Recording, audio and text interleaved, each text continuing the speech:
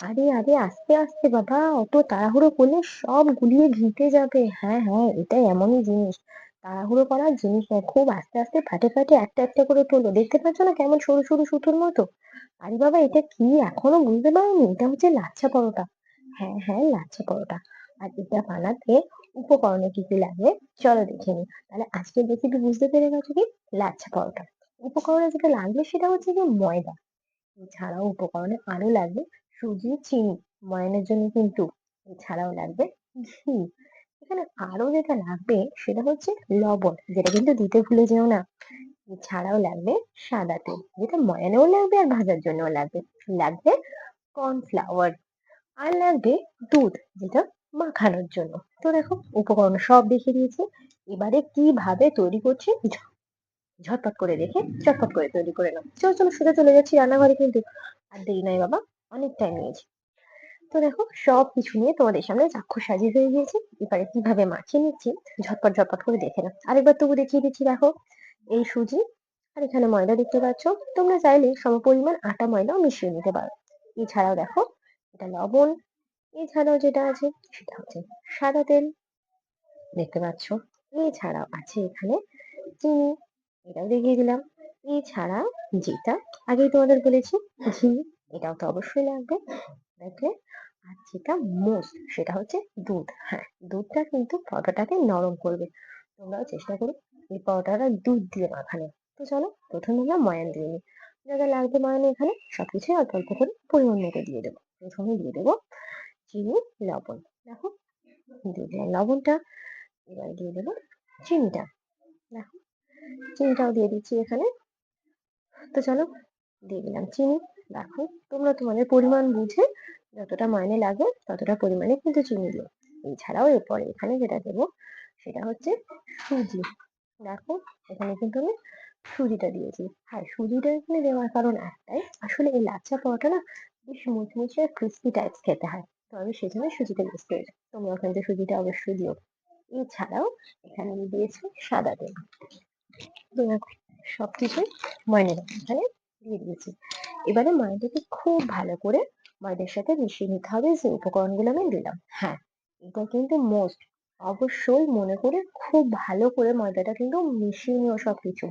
তো মেশানো কমপ্লিট। এবারে আমি দুধ দিয়ে ময়দাটাকে একদম একটা, মানে কি বলবো, খুব নরম নয় আর খুব শক্ত নয়, একটা মাঝামাঝি ডো তৈরি করবো। চলো, খুব নরম করলে কি বলতো পরে মানে বেলার সময় অসুবিধা হবে। আর মাখিয়ে স্ট্যান্ডিং এ রাখলে অটোমেটিক নরম হয়ে যায়। তো চলো, আগে মাখিয়ে নিই, তারপর তোমাদের আমি পুরো ব্যাপারটা দেখাচ্ছি। এবার বলি, এই পরোটাটা কিন্তু খেতে অসাধারণ লাগে। দেখতে পাচ্ছ তো, দেখতেই কত সুন্দর, তোমাদের আগেই দেখিয়ে দিয়েছি। পরে তৈরির পর আবার দেখাবো। এইরকম যদি পরোটা তোমাদের বাড়ির অতিথি এলে তাদের পাতে সাজিয়ে দাও না, জাস্ট ফাটাফাটি। তো দেখো, তোমাদের সাথে বক বক করতে করতে আমার এখানে ময়দা মাখানো কমপ্লিট হয়ে গিয়েছে। দেখো, ঠিক এমন একটা ডো তৈরি করবে। দেখো, খুব শক্তও না আবার খুব নরম নয়। এটা কিছুক্ষণ স্ট্যান্ডিং এ রাখলে নরম একটা সুন্দর ডো তৈরি হয়ে যাবে। তো দেখো, দেখতে পাচ্ছ। এবারে আমরা যেটা এখানটায় করব, এই পর্যায়ে 1 চামচ পরিমাণে ঘি দিয়ে দেবো। হ্যাঁ, মনে করে কিন্তু এটা দিও। এটা দিলে পরোটাটা আরো সুন্দর খেতে হবে। 1 চামচ, দেখো আমি এখানে প্রায় 1 চামচ মতো ঘিটা ব্যবহার করেছি। এই ঘিটা ময়দার সাথে আরো 2 মিনিট ধরে খুব সুন্দর করে মাখিয়ে নাও, স্মুথ করে। দেখো, খুব সুন্দর করে, মানে আস্তে আস্তে একটু টাইম নিয়ে সুন্দর করে 2 মিনিট ধরে এটাকে মাখিয়ে নিও পুরো ময়দার সাথে। তো চলো, এইভাবে এটাকে মাখিয়ে নিব। আর এরপরে যেটা করবো, দেখো আমাদের ঘি যে মাখানোটা পুরো কমপ্লিট হয়ে গিয়েছে। এবারে আমি এখানে যেটা করবো সেটা হচ্ছে কিছুক্ষণ এটাকে সাদা তেল দিয়ে ওই 20 মিনিট, ধরো 20 মিনিট মতো এটাকে আমি একটা ভিজে কাপড় চাপা দিয়ে রেখে দেবো। তোমরা চাইলে এটা 8 ঘন্টাও রাখতে পারো। তো চলো, দেখো খুব ভালো করে কিন্তু একটু বেশি করে তেল দিও, সাদা তেল। দেখো, সাদা তেলটা একদম চারিদিক থেকে সুন্দর করে উপর থেকে মাখিয়ে দিও। এই যে মানে সাদা তেলটা দিয়ে তুমি যখন কাপড় চাপা দিয়ে, মানে ভিজে কাপড় চাপা দিয়ে 20 মিনিট বা 8 ঘন্টা রাখবে না, তারপর ডোটা দেখবে কত সুন্দর একটা সফট ডো চলে এসছে। এমনিতেই এটা খুব সুন্দর হয়েছে। চলো, আমার কিন্তু সাদা তেল মাখানো কমপ্লিট। এবারে এর মধ্যে আমি একটা ভিজে কাপড় নিয়ে চাপা দিয়ে দেবো। দেখো, হয়ে গিয়েছে।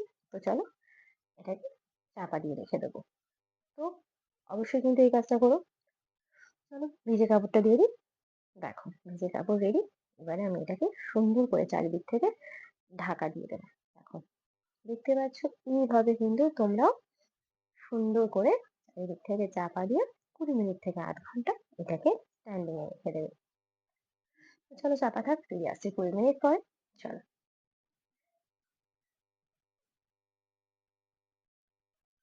তো দেখো 20 মিনিট পরে আবারও হাজির হয়ে গিয়েছি। দেখো কাপড়টা সরাচ্ছি আর ডোটা দেখো কত সুন্দর নরম মতো হয়ে গিয়েছে আর এত সুন্দর সফট হয়েছে না, এটাকে অবশ্যই কিন্তু আরো 3 থেকে 4 মিনিট হাতের সাহায্যে একটু মথে নেবে। ঠিক আছে, এইভাবে দেখো এটা রেডি হয়ে গিয়েছে। এবার এর থেকে লেচি কেটে নেবো ছোট ছোট করে। দেখো ছোট বলতে খুব ছোট করবে না, কারণ লাচ্ছার পরোটা খুব পাতলা হয় না, মাঝারি একটু হয়। দেখো এরকম মাঝারি সাইজে ঝটপট করে ডো গুলো কেটে নেবো। চলো আমি ঝটপট করে কেটে নিই ডো গুলো, তারপর তোমাদের পুরো ব্যাপারটা দেখিয়ে দিচ্ছি। দেখো এখানে আমার পুরো রেডি হয়ে গেছে সব কটা লেচি কাটা। দেখো লেচি কাটা হয়ে গিয়েছে। এবারে লেচিগুলোর মধ্যে মাথা একদম ঠান্ডা রেখে আস্তে আস্তে সুন্দর করে তেল মাখিয়ে দিও, সাদা তেল। হ্যাঁ, আবারও কিন্তু এখানে 5 মিনিট চাপা দিয়ে রাখতে হবে এরকম তেল মাখিয়ে। মাথা ঠান্ডা রেখে কিন্তু খুব মানে আস্তে আস্তে ধীর গতিতে সব কটা লেচিতে যেন তেল পরে মাথায় রেখো। দেখো সব কটা লেচির মধ্যে সুন্দর করে তেল মাখিয়ে দিয়েছি। এবার এটাকে 5 মিনিটের জন্য চাপা দিয়ে তারপর ফিরে এসে তোমাদের ব্যাপারটা দেখাচ্ছি। চলো। তো দেখো 5 মিনিট পরে আবার চলে এসেছি তোমাদের কাছে। আর দেখতে পাচ্ছ এবার একদম যন্ত্রপাতি নিয়ে চলে এসেছি, মানে বেলুন টেনে নিয়ে চলে এসেছি। এবার কিভাবে বেলবে এটাই মজা। আর তার আগে যেটা আমাদের একটা ছোট্ট মিশ্রণ তৈরি করতে হবে। আমি এখানে কিছুটা সাদা তেল নিয়েছি, তার সাথে 1 চামচ কর্নফ্লাওয়ার নিয়েছি। দেখো কর্নফ্লাওয়ারটাকে খুব সুন্দর করে সাদা তেলের সাথে কিন্তু মিশিয়ে নেবে। দেখো একদম যেন একটা স্মুথ তৈরি হয়। দেখো দেখতে পাচ্ছ, কোনো কোনো রকম কোনো দলা পাকিয়ে নেই। তো দেখো এটা রেডি করে নিয়ে এবারে লেচিটা বেলতে থাকবো। যেহেতু মানে মাখানো সময় অনেকটাই ময়নে তেল দিয়েছি, তারপরে তেল দিয়ে স্ট্যান্ডিং এ রেখেছি, তাই তেল দিয়ে বেলা বেলির দরকার নেই, নর্মালি বেলা বেলা। ঠিক বেলা হয়ে যাওয়ার পর এরকম একটা বড় সাইজের বেলে নিয়ে যে মিশ্রণটা তৈরি করেছি, মিশ্রণটাকে এর মধ্যে দিয়ে দেবো।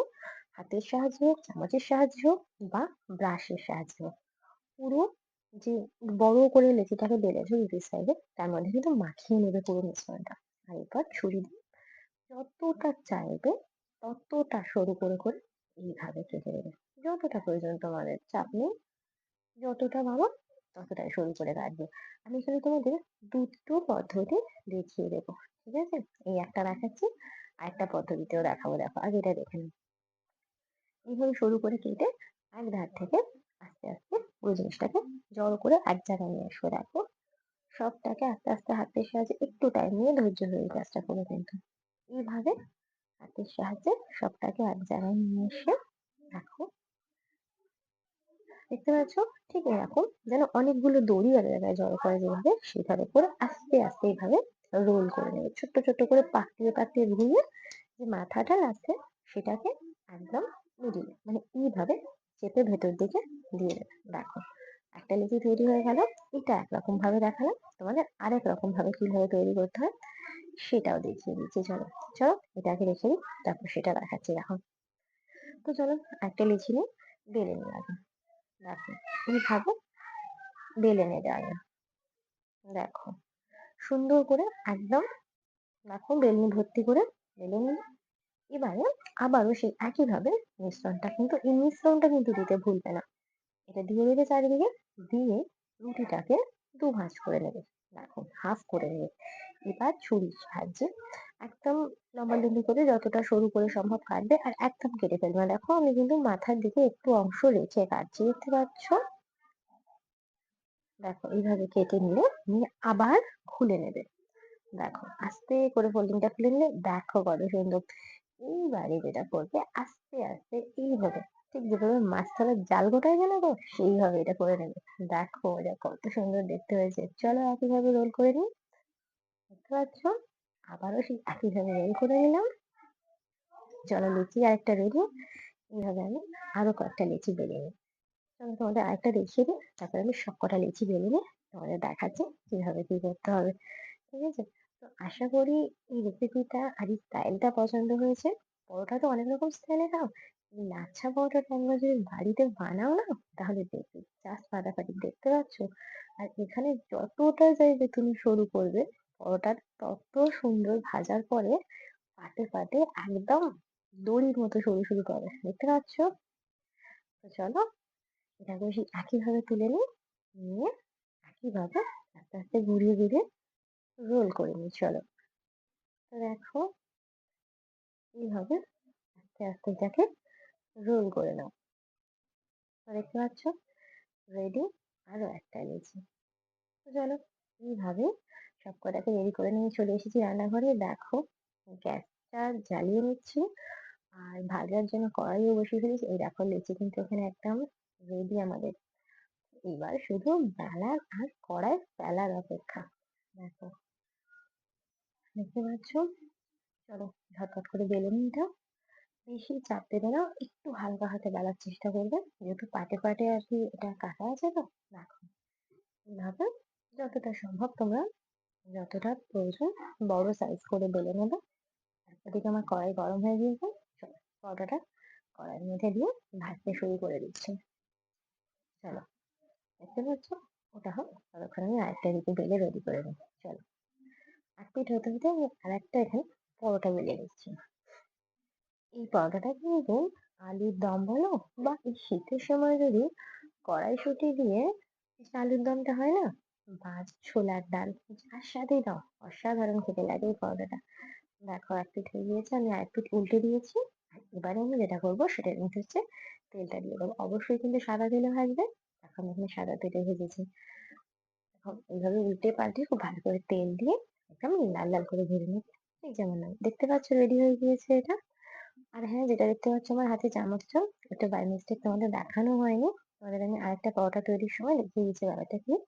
চলো এই পরোটাটা দিয়ে তোমাদের দেখাচ্ছি পুরো ব্যাপারটা কি হচ্ছে। দেখো দিয়ে দিলাম।